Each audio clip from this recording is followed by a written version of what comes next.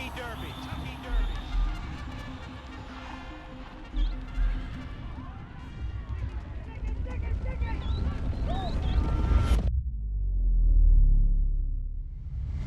Now they move around the turn. The leader, War Admiral, 2.5 for 3. Next it is in the center of the racetrack. The Admiral Sloop drawing alongside again. War Emblem is still there. War Emblem, and he's pulling away. He's got another gear. Yeah, the Swiss they come in the Derby. Wheel away takes command. Lionheart is all heart. Smarty Jones is all out. And here is the first undefeated winner of the Kentucky Derby since Seattle's Slow of 1976.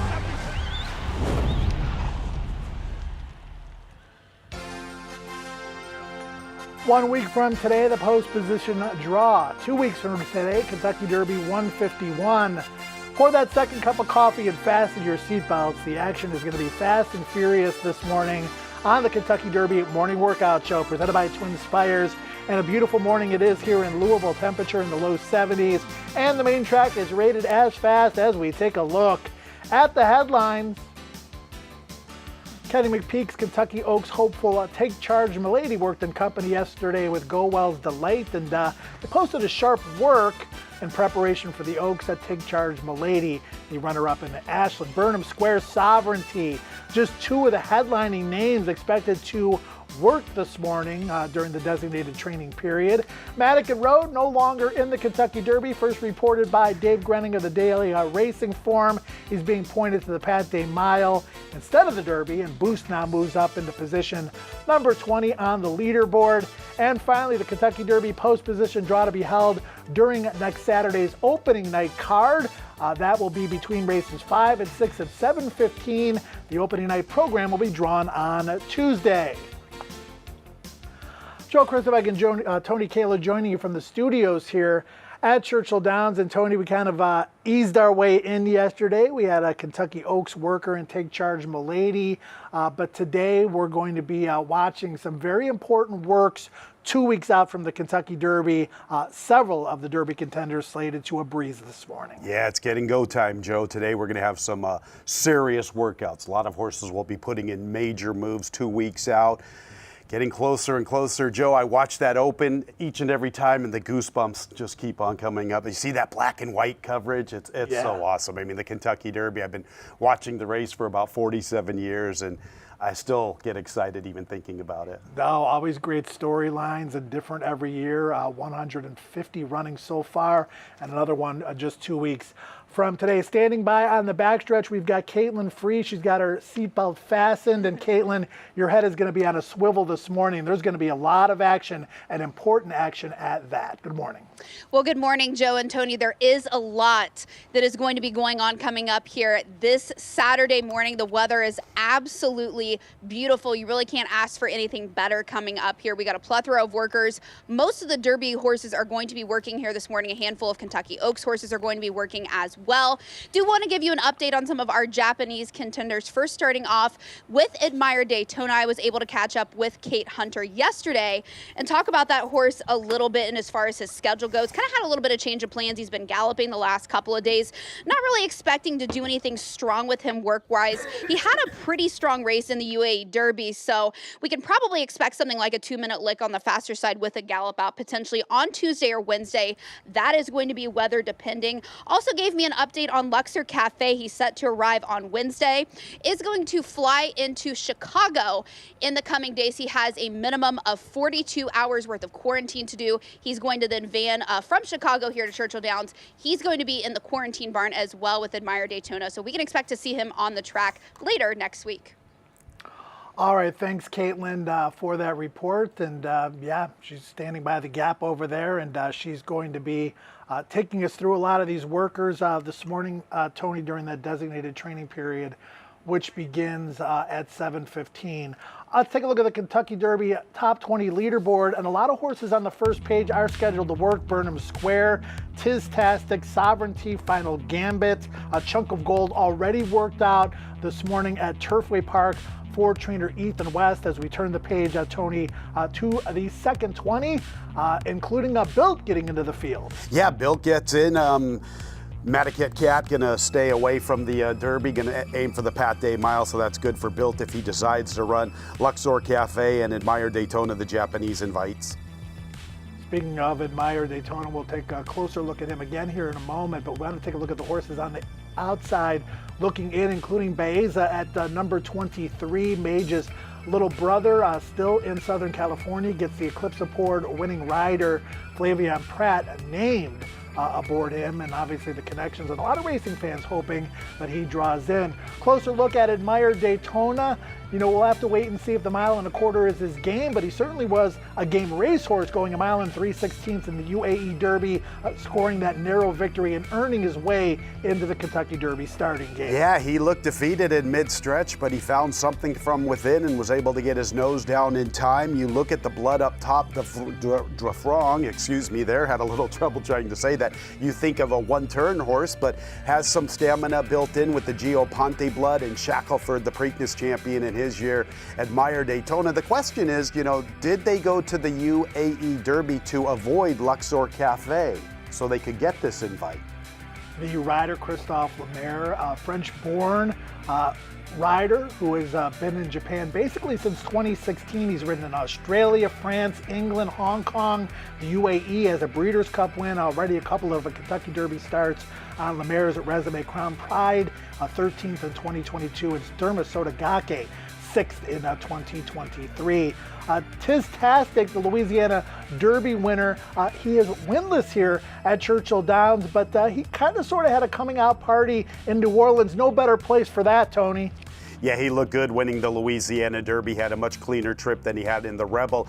He was trying to make a move with Cole Battle in the Rebel, and I thought his momentum was stalled through the turn, and he's such a big horse. It's not easy for bigger horses to stop and then all of a sudden have to accelerate.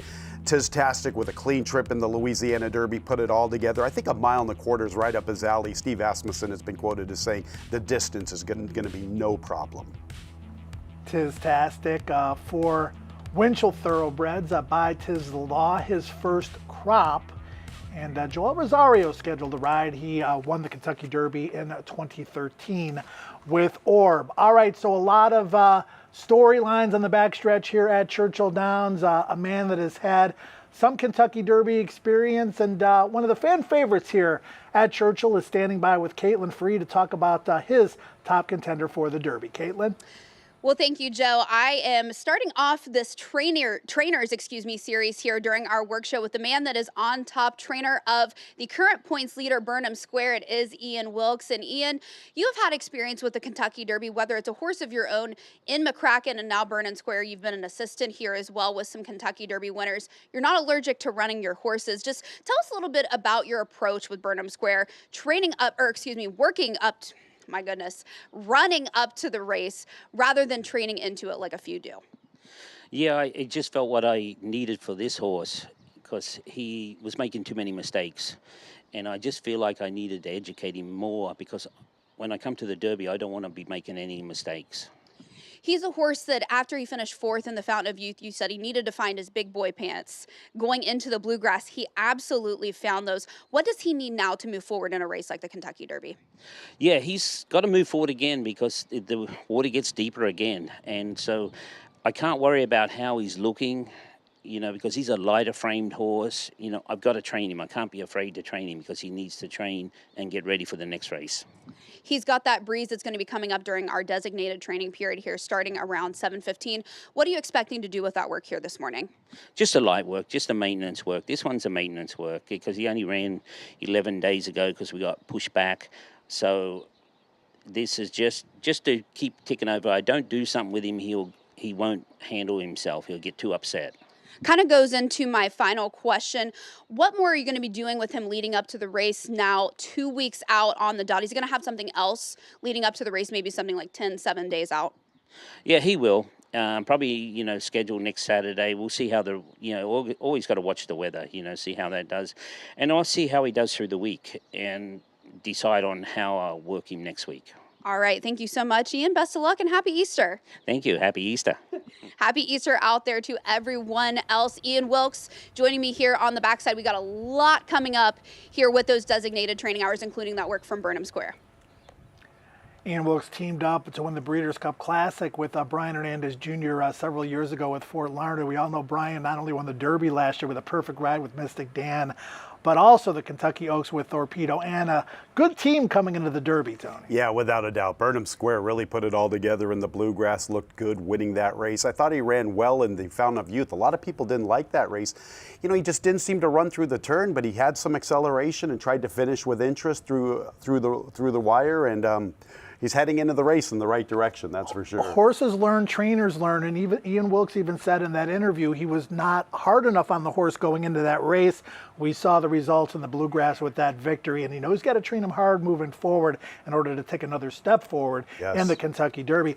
East Avenue, a horse that's kind of had his ups and downs in his career. He was so good early, disappointing in the Breeders' Cup Juvenile, disappointing in the Risen Star in his 3-year-old debut, but we saw what he was capable of last time out, Tony, in his runner-up performance in the Bluegrass. Yeah, he got the blinkers on and he ran better than he had in his previous 2 starts, one to conclude the 2-year-old campaign in the Breeders' Cup Juvenile, and then in his comeback bid as a 3-year-old in the Grade 2 Risen Star, which he got a perfect trip but did not respond and backpedaled.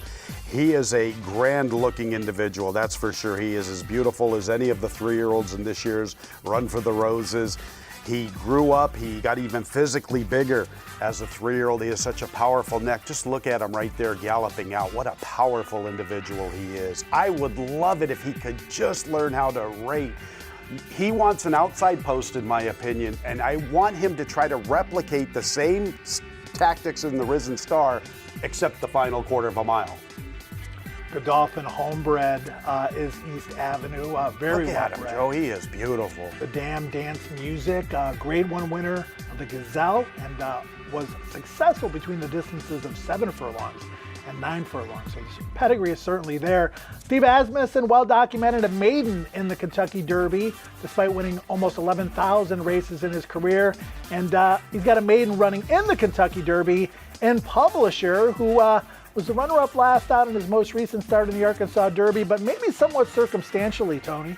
Yeah, you know, the pace was very, very fast, and when they go fast early in longer races, the horses that are far back early usually benefit the most of it, and that was the case with Publisher on the 29th of March. Not to take anything away from a very good second-place finish. Now, Joe, you had a little bit of Nostradamus in you earlier in the fall of 24, didn't you?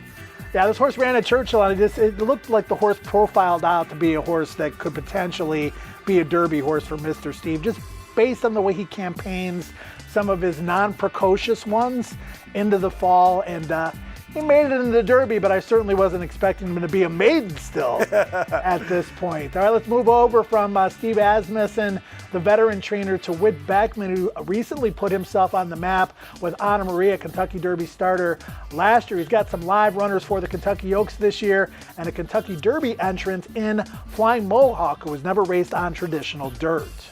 I don't know if it's circumstantial or what, but yesterday I had to get some gas for the vehicle. I went in to pay with some cash, and there was the teller, and he was sporting the Flying Mohawk. Wow. I was ready to bring it up, like, hey, you've already got your Derby horse. But this is a horse who has never run on the dirt before in his life. He's been primarily turf and synthetic. Recently, a second-place finish in the Jeff Ruby Stakes. He ran well. He just could not match the intensity of Final Gambit in the final quarter of a mile. Whit Beckman has been quoted as saying he will be doing his rain dance on the first Saturday in May. I think this horse would move up immensely if it rains, a tremendous amount of rain on May 3rd. Turf horses really like wet race tracks. The sire Caracante is the Mohawk word for flying sun. Therefore, we get Flying Mohawk. Nice. Trained by Whit Beckman. Always interested to see how these horses are named. $25,000 weanling, who cost $72,000, flipped as a Keeneland September yearling, and there you see Flying Mohawk. All right, Tony, we're getting closer, about 15 minutes away from the designated training period. We're going to see a lot of these Derby horses work. Kentucky Oaks horses on the agenda as well. We saw one of the major players work yesterday, but the anticipation continues to build. I can't wait to see these final breezes. Some of them are going to be more important than others. We talked about Ian Wilkes and the maintenance breeze for Burnham Square, just ran in the Bluegrass. Some of these other horses are going to have a lot more serious work. Yeah, they definitely will, and 2 weeks out is the time to do it. You don't want to be putting in that last serious move 1 week out. The Kentucky Oaks is the sister race of the Kentucky Derby, always run the first Friday in May. We're going to take a closer look at the Oaks, including who took charge in the Kenny McPeek team workout yesterday. We'll be right back.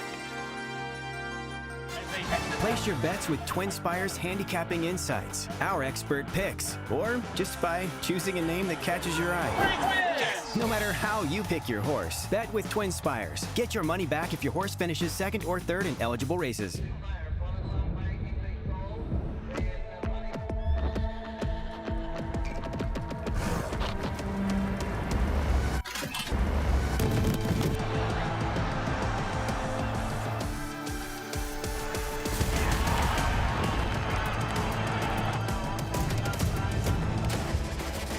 Like the Kentucky Derby, Woodford Reserve Bourbon is a spectacle for the senses.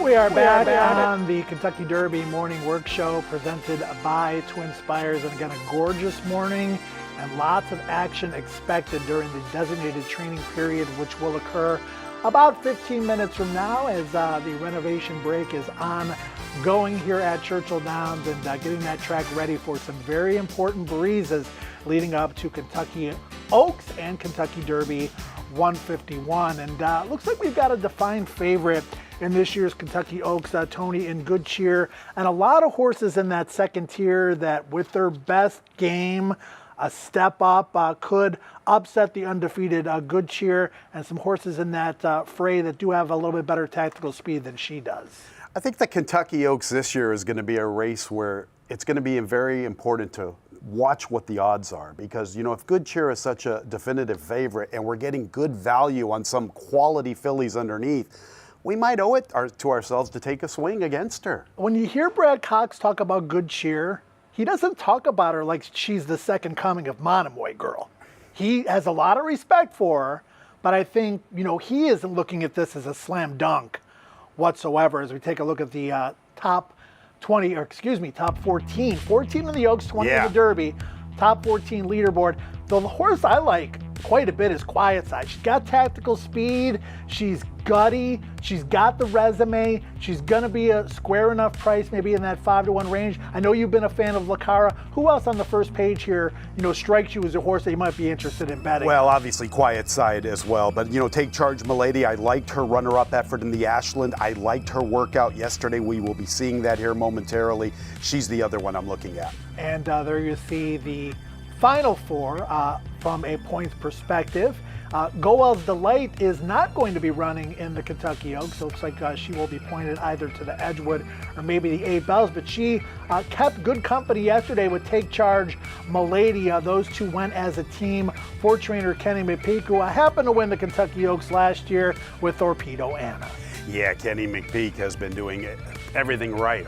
Horse of the Year, the Kentucky Derby winner, the Kentucky Oaks champion. Go Well's Delight runs very well in this workout. It's a good work from her. Now she's going to spot Take Charge Milady a length, which, you know, that's what you want. Take Charge Milady is somewhat from an off the pace type, so she likes to have a target to pursue.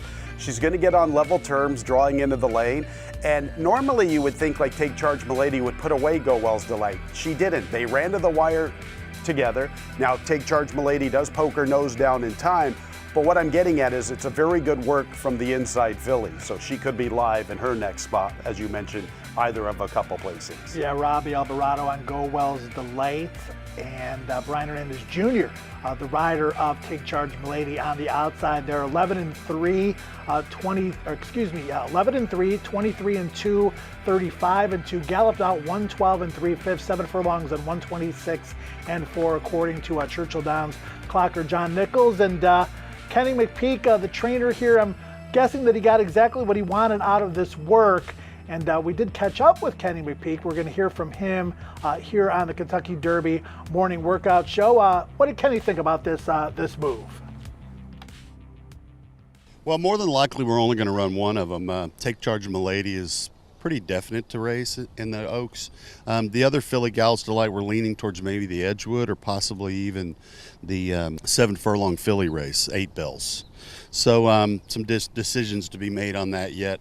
I've got to study the pedigree or the past performances on Gal's Delight before we make a firm decision. But Take Charge Milady is we're pretty confident will be pretty competitive in the Oaks. She threw a real clunker in a race prior to that, and we were really a bit of a head scratcher for us. We didn't understand where that came from. But the race in the Ashram was super. We got her back on form. We found some small issues with her mouth in between races, and we were real pleased. And I think that that performance certainly justifies bringing her to the Kentucky Oaks. She reminds me of her grandmother, Take Charge Lady, a filly that was second in the Kentucky Oaks. So you've got some chances there to really find out how good she can be, and yeah, we're excited about it. Good work there from Take Charge Milady, and yeah, I was a big fan of Take Charge Lady during the course of her racing career, and Take Charge Milady certainly a major player in this year's Oaks, and Go Wells had nice work for her as well. Now this is an in-company work too, and it's a couple of Kentucky Oaks fillies, and this was from earlier this morning at about 5:30. You're going to see Simply Joking, who's a little bit headstrong there, Tony, on the inside of Drexel Hill. Simply Joking won her career debut sprinting at Fairgrounds, then went gate to wire in her stakes debut in her next start, and ran a very good second last out. We talked about Quiet Side. That was in the fantasy at Oaklawn. She's super legitimate, and an excellent job of campaigning Drexel Hill as well by her conditioner. Yeah, look at Simply Joking. She is really full of herself. She wants to go, and the exercise rider is making sure she is not running off. This is a very good move from both of them. Simply Joking, she has a lot of upside. In her defeat to Quiet Side, it was her first start since the Silver Bullet Day, so she was inactive for more than 9 weeks, while Quiet Side had a race about a month earlier. So I think Simply Joking has every right to go forward. She's very, very live. There you see Simply Joking on the inside again, starting to slow down at this point of the work. You're going to see a little bit more gallop out from Drexel Hill, not surprisingly, and I would guess that Simply Joking, much like she was last time out when her and Quiet Side went head to the wire, is going to be forwardly placed in the Kentucky Oaks. Yeah, I would agree with that. Good Cheer is going to be coming up next, ladies and gentlemen. Here is the morning line favorite, no doubt about it. She will be the post-time favorite for the Kentucky Oaks.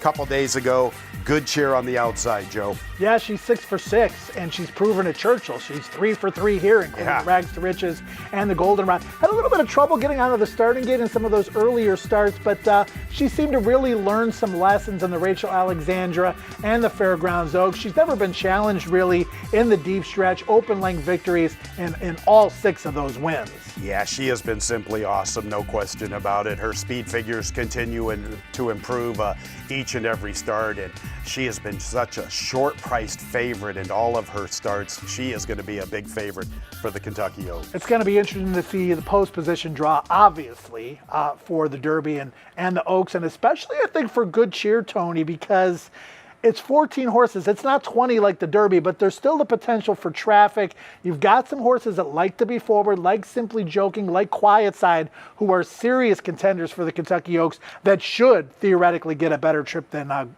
Good Cheer. Yeah, the one thing about Good Cheer is she's very patient through the early stages. She does her best running from the top of the lane home. So I don't think unless you draw the rail, maybe that could be a hindrance, having to deal with maybe horses coming over on her. But she seems to be able to make her own trip, and she's been pretty awesome, that's for sure. Horse that's made his own Although trip. I've tried to beat her, I think, in all of her races. I did early on, standpoint. not recently. I just passed the race. I think I've been passing of late as well. Citizen Bull, he only knows one way to go, or does he? Yeah. Maybe a change in Look strategy here as a Citizen Bull, the gate-to-wire winner of the Breeders' Cup Juvenile, taking the blinkers off, and he has a target in this work, Tony. This looks like maybe a little bit of a different strategy coming into the Derby for Bob Baffert, who's won 6 of them. Yeah, Bob Baffert knows how to get a horse ready to win the Kentucky Derby, that's for sure. Here is the 2-year-old champion. He had everything his way throughout most of his races in his career. Most recently in the Santa Anita Derby, he did not have things go his way. He had others trying to force his hand, and he did not run his best race. I like this move. I like speed horses who take the blinkers off. We were talking with producer Michael Canali before we came on here, one of his angles as well, so we have the Canali factor working here with Citizen Bull. This is a great move. He is well off his rival, and he is picking up his intensity in the final furlong. And look at this. This looks like a solid move with the blinkers off. I think it will bode well for him. It's going to be interesting because he has enough speed to stay close. If he can learn how to relax early and finish like he is in this workout, who knows? He could be an X factor. Yeah, Madigan Road. Look at the gallop out. Is going to come out of the Derby. No relation to Madigan Cat. No relation. Nice move here. But again, Madigan Road will run in the Pate Mile. Baffert's other horse, Rodriguez, nice gallop out here. Very good gallop out. Rodriguez with the blinkers off in the Wood Memorial is Bob Baffert's other runner. Yes, all right, so now we're going to go see Tapan Street. Here is the Florida Derby champion, Tapan Street, in a workout outside of a rival, a minute 101 and 2/5. So, this is basically just a maintenance move from him. He already had to work the week before going 48 and 2/5. He is relatively inexperienced. He debuts at 7 furlongs in a 123 and change victory at Gulfstream Park, runs a bang-up second in the Holy Bull. Burnham Square was able to outfinish him. I don't hold that defeat against him, even though he had the lead at the 8th pole, and sometimes I will hold that against horses. It was his first time going around 2 turns.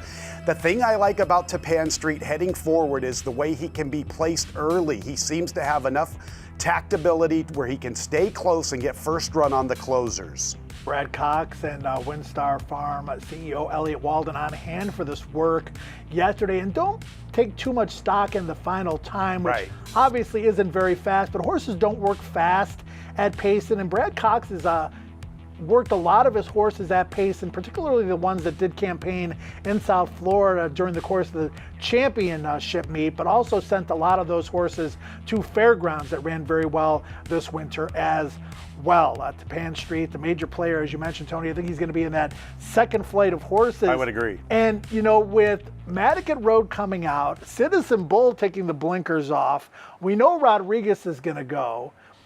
East Avenue should go. We know is going to go. And what about the work yesterday from the D. Wayne Lucas charge, who certainly looks like, based on that and based on his past performances, American Promise, he's going to go as well. American Promise worked 125 and 1 out of the gate. He was stalking a rival initially out of the starting gate, but quickly got the upper hand and just drew away. He ran that rival right off the screen. We know D. Wayne likes to let him rock and roll early. The thing I love about Coach is when I was younger and I used to handicap, when you'd see 7 furlong works, it was go to the window time. You don't see him as much anymore. He also likes to run horses in the Derby and win the Preakness, which we saw from him last year. So just so many great storylines, so many great trainers, so many obviously excellent horses. Will Kentucky Derby or Oaks Day be their day? Will it be somewhere down the line in the Triple Crown or later in their careers? We've got some footage here of Admire Daytona, who's back in the chute once again today. Is he doing the figure eights? He is the first horse, I believe, on the racetrack. Okay. Down there as the designated training period is about to start, but he's not on the racetrack proper. So right now the maintenance continues on the racetrack proper. He's back in the chute, just kind of hanging out. Yeah, just going to get acquainted and get his surroundings figured out. It's good. He's very comfortable. Look at him right there. He's just nice and relaxed. You don't want to see a horse on the muscle with a pony right next to him. And as we talk about the Japanese way of training, it's a little unconventional to what our eyes are accustomed to here in the United States.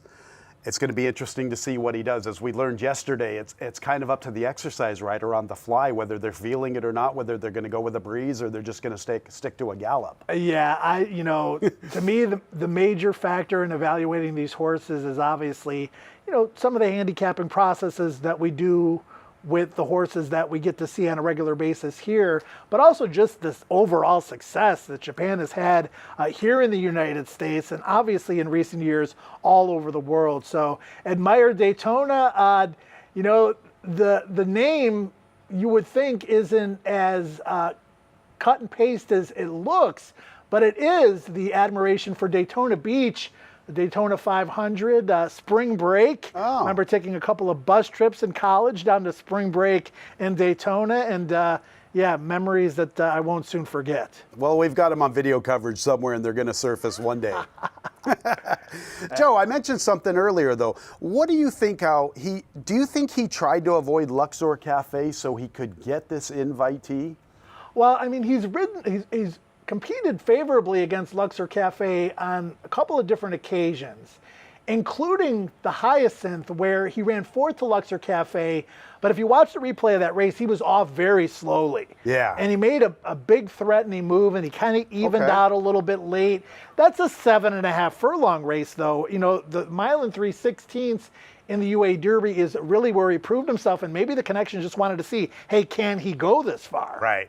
I will give him credit. I thought he was defeated in mid-stretch, and he showed something from within, and it was a gutty victory. And I always like horses who show gameness. The designated training period is about to start. The action is going to get fast and furious. You got a moment or two.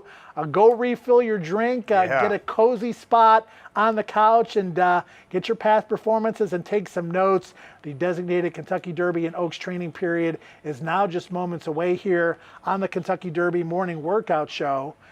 As you see the horses anxiously awaiting their opportunity to move on to the racetrack, Tony. That could be Final Gambit. I'm not going to speculate, but it kind of looks like it could possibly be him. So, yeah, it's getting close. We're going to...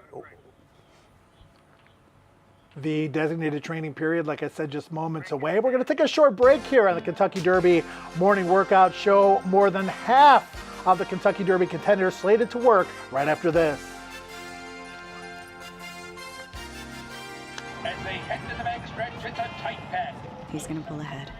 The Twin Spires expert picks were all optimistic. You've got the best speed rating in the field. Don't fail me now. Man, I love this horse's name.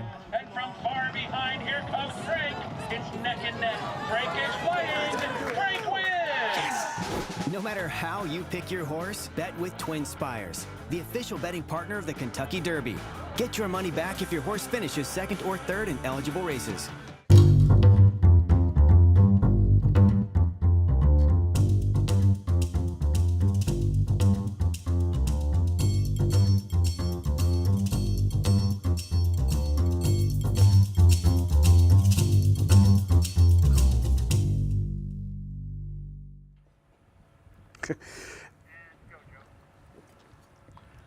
We are back on the Kentucky Derby morning workout show, and the contenders for the Kentucky Derby and the Oaks are about to enter the arena. Enter Sandman. Exactly.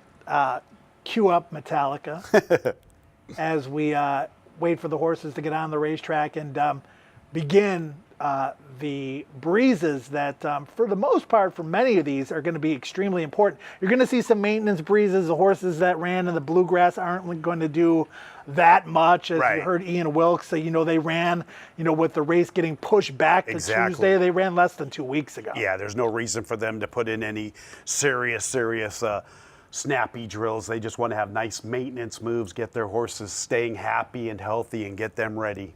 Let's move back to Caitlin Free, if we can get Caitlin back on the mic here and maybe give us an idea of what she's seeing down by the gap.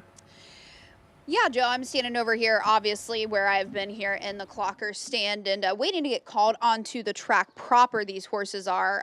Owen Almighty is standing here looking at me, actually, right now. So he is nice and relaxed, but there is Final Gambit over there for Brad Cox, a horse Tony and I are both very familiar with. He is just such a handsome-looking horse, and there is Owen Almighty again waiting to come out onto the track. And Meyer Daytona is still over in the back portion of the gap. Sandman's also over here with Owen Almighty, just waiting to get called onto the track proper, as I mentioned, for these designated training times to start here. But this is the first time I've seen Owen Almighty out here. We didn't see him yesterday. If we did, I ended up missing him, but we just got the call now over the loudspeaker that horses are allowed to head out onto the track proper. So Owen Almighty and Sandman just passing in front of me, heading out to the main portion of the track. Some notes from Kevin Kirstein here. So Flying Mohawk is going to work 5 furlongs with Honor Marie. Final Gambit's going to work 5 furlongs with Edvin Vargas aboard with Coffee Talk. And East Avenue, I believe, is going to work a half mile with Raquel. Tistastic and Publisher are going to work in company 5 furlongs. Sovereignty and Company with Playa del Mar. Not sure how far that one's going to go. Actually, he's going to go 5 furlongs. Playa del Mar working from the 8th pole. So, yeah, action is going to be hot and heavy. There you see Final Gambit. And again, this is an important work. Caitlin, we're looking at these horses, and all these works are important, but I want to really, really see, with more of a major move from Final Gambit, not just galloping around there, how well he handles the main track. I would agree with that. Brad Cox so far seems to be pretty pleased with what he's seen for this horse over the dirt at this point in his career, and he didn't end up starting over the dirt, has never started over the dirt. I think a lot of it maybe had to do with mental maturity rather than the preference for the surface, because he's a horse with each and every start, whether it be turf, whether it be on the all-weather, you could just see the mental progression. And as I mentioned yesterday when Luan Machado got aboard, who's not going to be on board for the work this morning, this is the exercise rider, when he was able to take that horse back and give him a target, it really did something to this horse to make him take multiple steps forward. So I'd say that's obviously going to be the plan in the Derby, but Brad has been really pleased with what he's seen from Final Gambit so far in the mornings over the main track. And pedigree, being by not this time out of a Tappet mare, I would think that that is more than good enough for the dirt. And plus, horses that kind of have that synthetic turf preference really do favor this dirt surface here at Churchill Downs, so he does have that in his back pocket too. Saw some workouts from this horse when he was a 2-year-old on the dirt, and he looked pretty good, quite frankly, on the dirt. And again, giving a shout out to Bruno DiGiulio and his team. If you want to watch a lot of these workouts, you can check out the Kentucky Derby, Kentucky Thoroughbred Development website. A lot of those works are posted and very easy to find. Yes. Burnham Square, Tony. Including American Promises work yesterday. Yes, and Burnham Square, neck bowed. Yeah. Showing controlled energy on the racetrack here. And he's going to have a maintenance move, as Ian Wilkes alluded to earlier. Yeah, as you mentioned, the Bluegrass ran a couple days later than normal. He just raced on the 8th of April, so he's going to have less than a month coming up to the biggest race of his career. Definitely coming in on a positive note. He has won 3 out of his last 4. He's a horse that should benefit with a good flow up front. The pace scenario has changed drastically in 24 hours. Now we're seeing Madaket Road not going to be racing in the affair. Citizen Bull taking the blinkers off. So, all right, that was Burnham Square we just saw. Now we have Final Gambit. He's getting ready for his workout. Yeah, he's going to break off right here. As you can see, he's a little bit eager. Let's send it back down to Caitlin. Thanks, Joe. As you can see what he's kind of doing his head, tossing it a little bit. We'll probably see it coming up a little bit more later on this week when he gallops as he gets ready to go their Final Gambit. Oftentimes he will train in draw reins, and horses that kind of have higher head carriage or want to throw their head a little bit, oftentimes they will train in those draw reins, kind of forces them to turn their neck down and keep it in that one position and kind of collect themselves. Collection is what we talk about when a horse is just kind of really every spot that they need to be, they're hitting the ground equally at all times. So that's really what the draw reins are for, but obviously it's not going to breeze in the draw reins here as he gets close and gets ready to level out here with the stablemate, quickening here in the stretch. Coffee Talk on the inside. And Coffee Talk maybe hasn't lived up to Brad Cox and the team's expectations so far, but he is a horse that has some talent, Tony, and this is a good test here for Final Gambit, who seems to be passing it quite nicely. I agree. Seems to be getting over the surface very, very comfortably. He's stretching his legs beautifully. He's going to draw away from this rival. The more real estate is probably better for Final Gambit, so a good gallop out is going to be very important, and you see that. Asking just a little bit from him in the concluding stages as the work is already over. I think it's a good move from him. He even though he has never run on the dirt, he has shown that he can handle working on it. You mentioned earlier that he had some good workouts as a 2-year-old over dirt. This is a very nice move from him. He's moving up on my list after this. He put Coffee Talk away pretty easily, and Caitlin continuing here on the gallop out. That was nice. I really liked what I saw from this horse. He did it very, very easily, putting that stablemate Coffee Talk away. And the rider never showed him the stick or anything, just kind of moved his hands a little bit. And Final Gambit did everything he was asked for and more. I think Brad Cox is going to be very, very pleased with that work. I think that's pretty important what you just brought up. When you're watching these workouts, you want to watch these, the hands of the exercise rider, the hands of the jockey.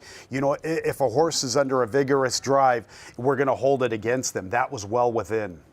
Burnham Square, very eager to begin his work with Brian Hernandez Jr., winner of the Kentucky Derby last year with Mystic Dan. And Caitlin, what a great hand to have aboard your horse, not only obviously in the race, but people want Brian to work their horses because he always gives great feedback, and obviously he's great at managing the enthusiasm here on the racetrack.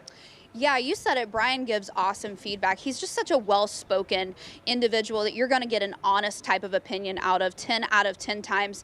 And he's just a rider that has soft hands. He's got really good communication with horses, whether it's in the mornings, whether it's going to be in the race format. We saw that obviously with Mystic Dan, Burnham Square, just being a little bit of a handful there, and he's just kind of having to choke up on him a little bit and get him to cooperate as he gets ready to head in to this work and he's going alongside, I believe that was Honor Marie for Whit Beckman that he went by there. So Burnham Square just a little bit eager here in this work. Brian's really having to kind of check him a little bit. He's wanting to do a little bit more than probably what Ian Wilkes is wanting him to do, because like Ian said to me, this is just going to be a maintenance work with him having raced a little bit later than planned because of that move out with the Bluegrass having to cancel with that weather and move to Tuesday. But he's settled down now and he's going quite nicely. Now this is something. I mean, this horse, Ian was concerned about. This horse needs to do something. He did. This horse needed to do something. You can tell how eager he was going into the work. But as Caitlin mentioned, Tony, he is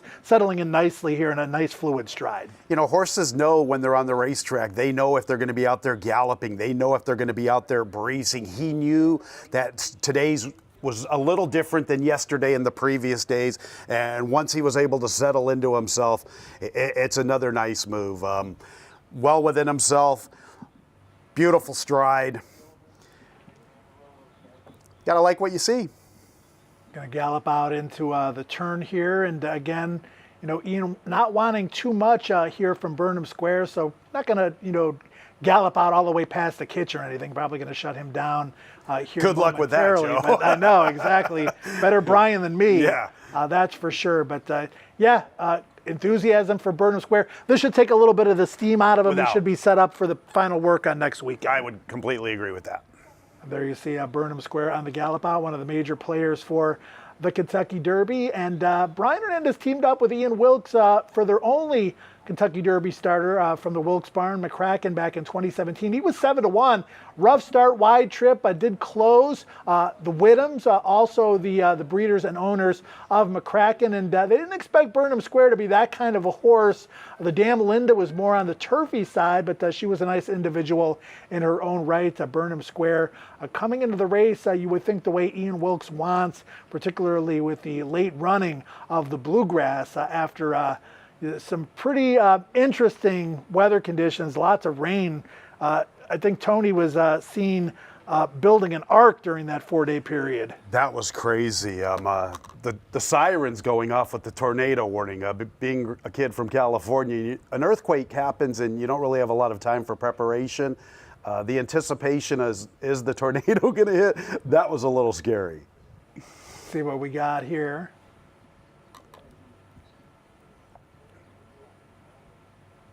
Again, the designated training period. We'll get those times. That looks like Publisher and Tistastic, but looks like them. Yeah. Tistastic to the outside. That's what it looks like to me. Tistastic being ponied into this work. And these two are slated to go 5 furlongs for Steve Asmussen. Got a couple of more workers here. Looks like Owen Almighty, I think, to the inside. You can't quote me, but I'm kind of remembering what I saw him coming onto the racetrack. With the white bandages and the black blinkers. You know, as a race caller, we try to identify horses any way we can. That would be my gut feeling here. Maybe a suggestion for next year would be red saddle towels with black lettering, because it's really difficult. It is really difficult to see. I mean, it's difficult for our spotters. It's difficult for us to see on camera, you know, the horses' names and so on and so forth. So I'm putting that on my 2026 suggestion list, Tony. All right, sounds good. You know, that was East Avenue. My bad. And a strong work from him. I mean, we didn't get to really see all that much in the head-on versus what we would see on the pan shot. But as you can see, he did gallop out well and did put that workmate away. Caitlin, any vantage point, any thoughts on what we just saw from East Avenue or any of the others? He was kind of a little further away, so I was trying to watch it on this smaller monitor back here, but his neck was bowed all the way throughout. Looked very maintenance-like, kind of compared to Burnham Square's. He wasn't as eager early on as Burnham Square was, but I would say this was probably what Brendan was wanting out of this horse. Nothing too hard. Maybe we'll have a little bit more of serious preparation coming up, because he was one, obviously, that was in that blue Bluegrass, finished very well, was doing all that dirty work up front and finished very nicely.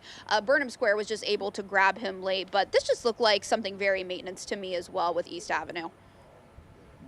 East Avenue expected to be one of the forward horses in the Kentucky Derby, and I think at this point, you know, we're not rating him off other horses. I mean, when the blinkers go on and he ran the way he ran in the Bluegrass, Tony, I think we pretty much know what the strategy is going to be. Yeah, we definitely think he's going to be forwardly positioned. My apologies for the misidentification. Like you said, it gets a little difficult us trying to speculate what we're seeing, as especially from a head-on angle as well.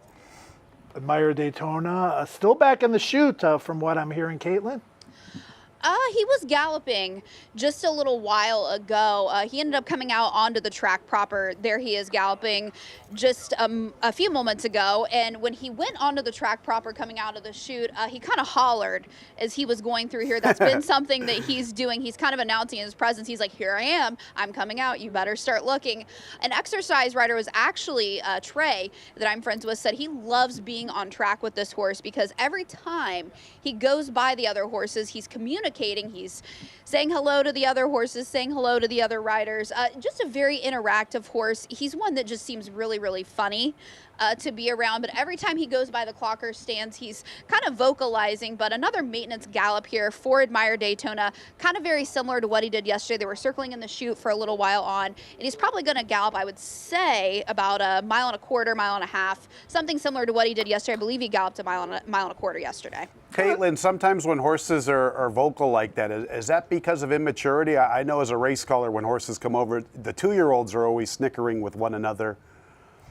It can kind of happen. It's something you see a little bit more out of 2-year-olds.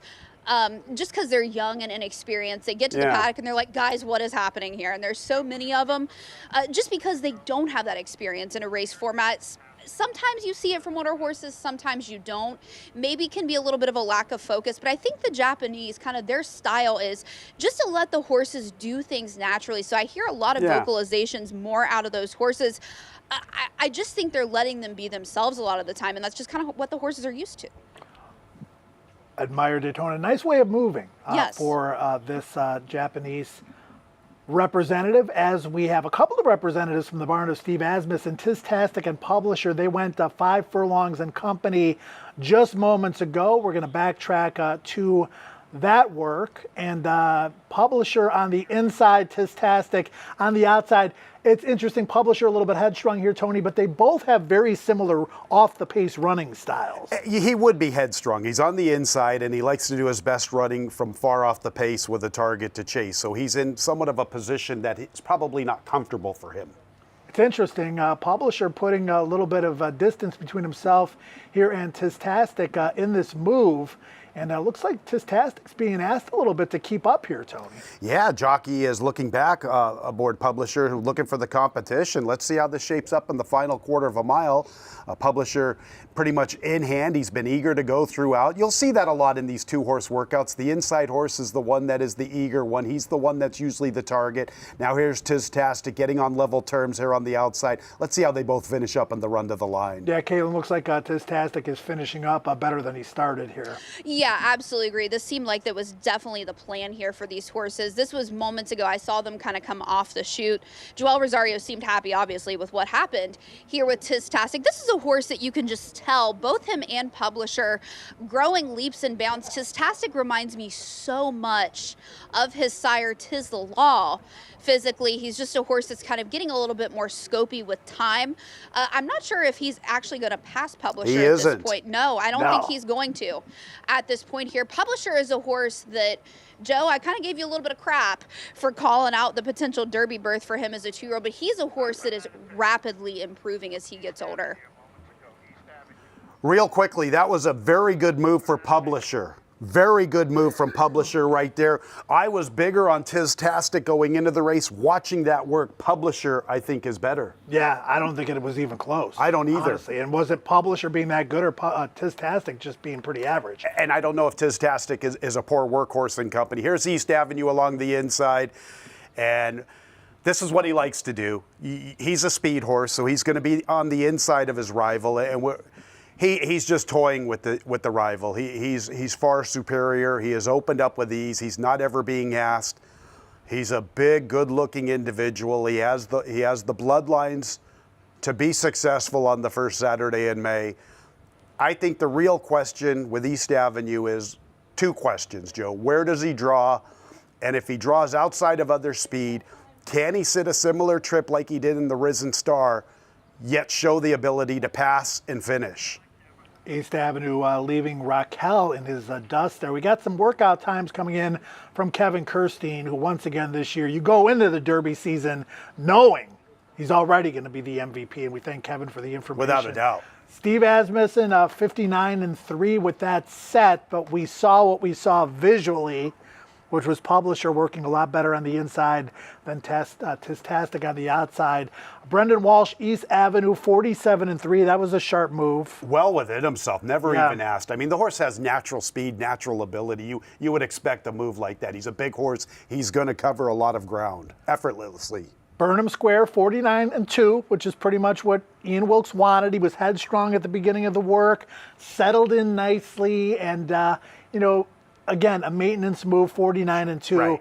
Ian Wilkes probably said, Brian, go 49-2. Probably did. Final time means nothing when you know the intentions are just to maintain healthiness, maintain happiness. Now, we didn't see the Sovereignty move. That's a move I wanted to see. 1 minute and 3/5, and if we don't... We're going to try to get that. We've been told we're going to try to get that. And again, we talked about that resource, Bruno DiGiulio and his team with the Kentucky Thoroughbred Development website. You can go to that website and enter in the names of these horses and get a lot of these works, maybe a little bit later on today or even tomorrow morning. Whit Beckman and Flying Mohawk goes a minute flat. Okay. And then we saw Final Gambit, a minute and 4/5. But I think that workout was visually more impressive maybe than the time. Without a doubt. And he's a late runner, so you're not going to be expecting a late runner like that to put in a 59 and change move. He was a little closer than he would be in a race. I think the main thing that we wanted to see is how he went over the surface, and I think he passed with flying colors. Not all the horses that were on the racetrack for the Derby were breezing today. We had some gallopers as well, including one of the best stories in this year's Kentucky Derby, Cole Battle, who has gone to battle more than anybody else. And most of the time when he goes into battle, he proves victorious. Yeah, he's a cool little horse. 8 starts, 5 wins. I really liked his Arkansas Derby. I know it was a loss when he was coming off 4 consecutive victories, but he had to do the first run into the fastest pace imaginable. And so to think that you're going to sustain it all the way to the wire is unimaginable. And he still ran well. He was able to pass Cornucopian. I think he's a cool horse. Do I think he can win the Kentucky Derby? I don't, but I would love to see him if he could. I would probably try to use him in my superfecta because I think he's one of those horses that could be in a nice stalking trip. And he has a good, quick turn of foot. And so he could put himself right in contention at the top of the lane. I question the final furlong. Caitlin, I know that Lonnie Briley is on your hit list of guests, and what a great story. He's trying to find the next Kentucky Derby horse currently at the Ocala sale. I actually just saw Lonnie here in the Clocker stand. He just got back from the Ocala sale, so I'm going to try to talk to him as soon as we get off camera here, get him lined up for tomorrow. But I've loved what I've seen from Cole Battle so far, really kind of the little engine that could at this point. And Tony, I agree with you. He was closing in and just not able to sustain there in the Arkansas Derby, but that was just a suicidal pace that he was trying to close into, and of course it just ended up setting up a little bit better for someone else. But Lonnie said himself that horse was maybe a work short going into the Arkansas Derby, so I'm excited to catch up with him tomorrow, see the kind of preparations he's using for Cole Battle coming into the Kentucky Derby, maybe to try to bridge the difference from what he had going into the Arkansas Derby. He's had over 1,790 wins as a jockey and 3,000 as a trainer. It's the Catman handicap is built for Wayne Catalano, who last started his only start in the Kentucky Derby. Way back in 1997 when Crypto Star ran 5th. Now this horse turned heads at the fairgrounds, Tony, in the Gun Runner, his final start as a 2-year-old, dominating that field by 7 lengths, but really hasn't stepped forward. He ran well in the comp to be second that day behind Disco Time, distant third in the Risen Star, and then with the blinkers on last out, I was a little bit skeptical about that move. He made a move into contention, flattened out in the stretch, going 1 mile and 3/16. They were talking about maybe the Pat Day Mile for Bilt, but right now he's number 20 on the Kentucky Derby list. Right now he's number 20. I think it's still to be determined if I've read correctly. They're not sure yet, but here's a horse who stamped his name as a Kentucky Derby contender early on. Late December, winning the Gun Runner, ran well in defeat to Disco Time. It was a speed favoring surface in the Risen Star. My question with Bilt is I always have concerns with 3-year-olds who are a little bit more successful in January and February and then start to tail off in March and April.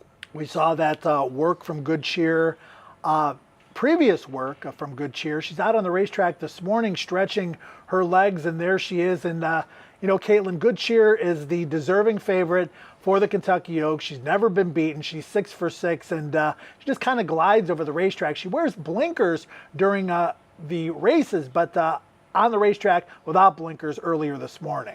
She's just such a free mover, and Brad Cox has been quoted as saying he feels like he's got some unfinished business with her. So really coming in to this year's Kentucky Oaks with this favorite as a purpose. And when this filly ended up breaking her maiden, Katie Tilbert, who's Brad's assistant, who's also the exercise rider for Good Cheer, she told me way back then that she thought that this was their best 2-year-old filly. Of course, I thought it was Muhima, and then the one that ended up winning the Breeders' Cup Juvenile Fillies Immersive, she was very, very good, but Katie has always been high on her girl, Good Cheer, and she certainly has proved right. Good Cheer coming in 6 for 6 into this year's Kentucky Oaks. What do you guys think her morning line is going to be? I'm 3 to 1, 5 to 2, something like that. That should be less. I would think less as well. 2 to 1? 9 to 9 5. to 5, Oh, yeah. wow, okay. Let's shift gears from the Oaks favorite to one of the favorites for the Kentucky Derby. Again, Burnham Square working earlier, and you could see he is very headstrong here. At the beginning of this move, Ian Wilkes had telling Caitlin Free earlier that this horse needed to do something and needed to take a little bit of steam out of him, and I think Ian got exactly what he wanted, Tony. Trainers know their horses, and definitely Burnham Square was on the muscle. He was ready to go, and once he finally is given his head, he settles into a beautiful fluid stride, and I think it's everything that Ian would want out of this move. Burnham Square, a gelding, and we've seen some geldings win the Kentucky Derby, 9 of them, in fact. Mind That Bird winning it in 2009. And Brian Hernandez Jr., the winner of the Derby in the Oaks last year, became the first rider to score the Oaks Derby double since Calvin Burrell did it with Rachel Alexandra and Mind That Bird, one of the most memorable Oaks Derby doubles, Tony, back in 2009. Mind That Bird, huh? We talk about horses, and, you have a horse like Flying Mohawk, and everyone's like, well, we don't think he has a chance. You have to always remember, Mind That Bird, Rich Strike, it can happen. Giacomo, it can happen from anywhere. If you're in, you've got a puncher's chance, right? I actually had a few dollars on Giacomo. Giacomo had some 7 furlong moves going into the Derby, and I was like, I remember walking into the press box at Bay Meadows, and I go, guys, Giacomo has a puncher's chance, and they all looked at me, and they're like, get away from me, Kalo. And when he won, I think I bet more money on Bandini if that is correct, but I had a little bit of bragging rights. But this is a good move from Burnham Square. Very eager through the early stages, and Giacomo, Mind That Bird, Rich Strike. It's one of many reasons why I've been in love with horse racing from such an early age. No doubt about it, and that's why the Kentucky Derby is a race like no other. A mile and a quarter, huge crowd. 20 horses, a lot has to go your way to win the Kentucky Derby. All right, let's take a look at this work in company from earlier this morning. Publisher on the inside, Tistastic on the outside. And Caitlin, we were watching this live and we were kind of talking through it. Publisher looking good. Tistastic made up a little bit of ground in the stretch, but Publisher no doubt was better into the turn completing this move. he would not let Tistastic go past him. And I don't know what the plan was for this work per se, what Steve wanted to get out of this work for both of these horses, but Publisher definitely was not letting Tistastic have even an inch in this race. And Publisher is a horse that Steve has been high on for a really, really long time. This was a horse that the entire barn really thought a lot of as a 2-year-old. Still has yet to visit the winner's circle, but he's banked over $400,000, I believe, in his career. I think Trojan Nation was the last maiden to come into the Kentucky Derby. And wouldn't it be something for Steve to win that first Kentucky Derby with a horse that's never won the race? Both would be breaking their maidens in there. Yeah, it would be just absolutely amazing storyline. And, you know, again, this set gets the same time across the finish line, officially 59-3. But again, Tony, we talked about this when we saw it live. That's why it's important to not just look at times, watch these races visually on the Kentucky Derby Morning Workout Show or any website you can find them, and you see, you know, right in front of your eyes, the Publisher was better than Tistastic. You can, and a Publisher, the exercise rider was just waiting for Tistastic to draw on level terms at the quarter pole, and it really didn't develop until deep stretch. And, you know, in order for Tistastic to prove better in this workout, we would have need to have seen a very strong, powerful, going away gallop out, and that was not the case. Advantage Publisher, at least this morning. You know what, Tony, we're going to digest all this information. We're going to come up with public selections. We're going to be firing at the betting windows, and that's what makes this game so great. Tony's already on tilt here. We're still 2 weeks out.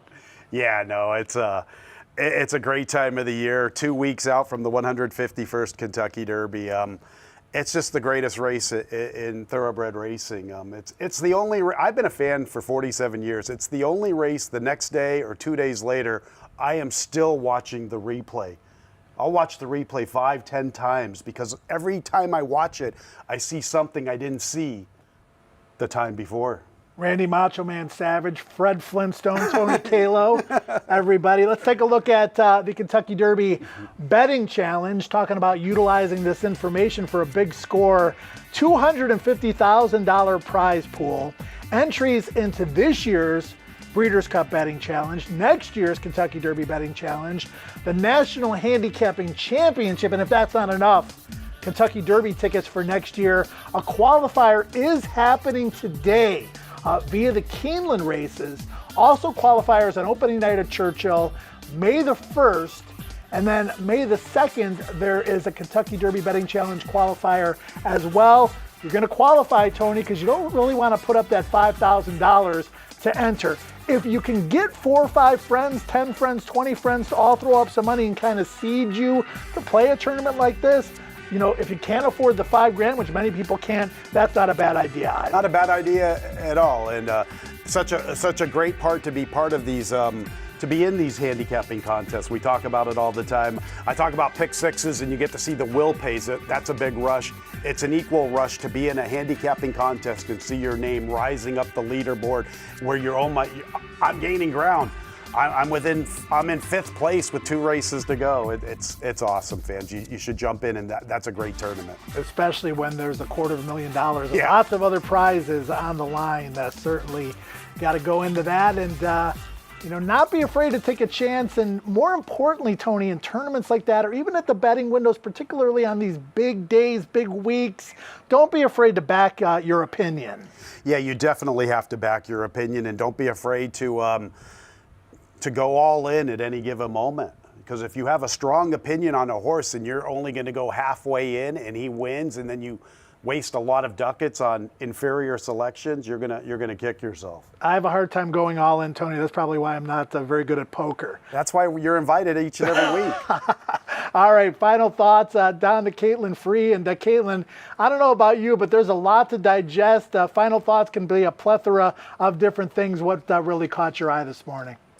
I'm definitely going to have to go back and watch a lot of these works, but I would say the things that really stuck out most, in my opinion, would probably be Final Gambit as well as East Avenue. I'll go ahead and start with East Avenue. He's a horse that just visually is just such a gorgeous and well put together individual, and I really liked what I saw from him. He wasn't asked for a lot, but he put that stablemate away very, very easily, well within himself, showing that speed that he's really accustomed to. I think he's really settled down since he has had the blinkers put on. And then going to Final Gambit, this is a horse that I've always been a big fan of. I actually picked him when he debuted over the grass here at Churchill Downs. He's done well over the Torpedo course, winning the Jeff Ruby Stakes following the race he had prior. So he's a horse that is coming into this race with kind of some of that now form, and I think Brad Cox is going to be very, very happy with what he saw from the work from that horse. He put the stablemate away very, very easily. The time a little bit deceiving. He floated over the track very, very well. So I like what I saw with him. There was somebody